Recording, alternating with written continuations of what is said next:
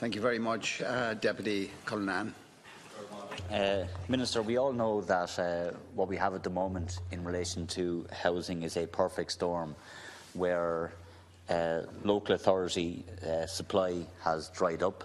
The state hasn't been building social housing or local authority housing for some time now, and that has added to the crisis. We also know that Part 5s are dried up because we're not seeing any private development. And even though there's a need in areas, because of house prices at the moment, it's impossible for builders even to build because it will cost them more than what they will get for the properties. And all of that, in terms of the drying up of social housing and Part 5s, has forced everybody into the private rented sector.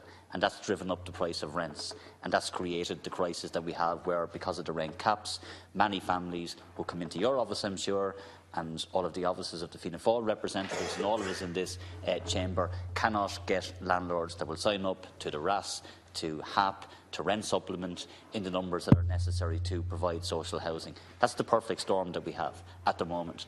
And that's the nature of the housing crisis that we're all trying to deal with. And I do accept that there has been some positive movement by this government in recent times. It doesn't go far enough, but at least there is some action finally coming in relation to addressing the housing crisis. And that, in part, came, in my view, from all parties coming together to discuss these issues, as it did in terms of the Housing Subcommittee that examined all of the issues. And while parties won't agree with all of the proposals, let's at least celebrate the fact that we have some movement. What I don't support, though, is a move that will reduce then housing stock at this point in time, and I think that would be a bad idea. A couple of weeks ago, Deputy Micheál Martin stood up in this House and he said that we need to start building council houses again, and yet this bill will actively lower the amount of council houses in the state. And I don't see the logic of that, given the crisis that we have. So I don't have enough time to go into any of it in detail. When you have 3 or 4 minutes, that's all you can say is the broad points which need to be made, and my 2 colleagues will come in to make, I'm sure, similar points.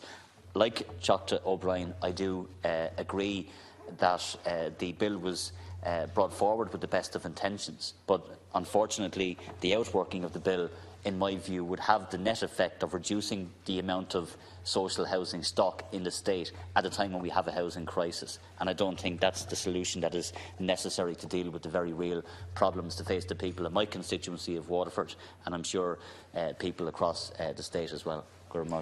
Thank you, Deputy Cullinane.